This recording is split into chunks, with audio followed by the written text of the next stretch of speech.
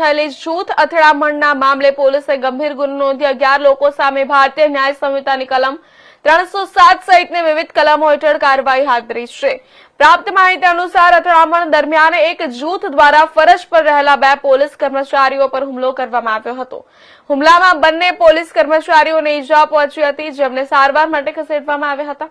ઘટનાની ગંભીરતાને ધ્યાનમાં રાખી ડભોઈ પોલીસે તાત્કાલિક તપાસ શરૂ કરી હતી। તપાસ દરમિયાન સંડોવાયેલા 11 આરોપીઓ સામે ગુનો દાખલ કરવામાં આવ્યો છે, જેમાંથી પોલીસે અત્યાર સુધી 5 આરોપીઓની ધરપકડ કરી અને જેલ હવાલે કર્યા છે, જ્યારે અન્ય આરોપીઓને ઝડપી પાડવા માટે કાર્યવાહી ચાલુ રાખવામાં આવી છે। ઘટના બાદ વિસ્તારમાં પોલીસ બંદોબસ્ત વધારવામાં આવ્યો છે અને કાયદો વ્યવસ્થા જળવાઈ રહે તે માટે પોલીસ દ્વારા સતત પેટ્રોલિંગ કરવામાં આવી રહ્યું છે।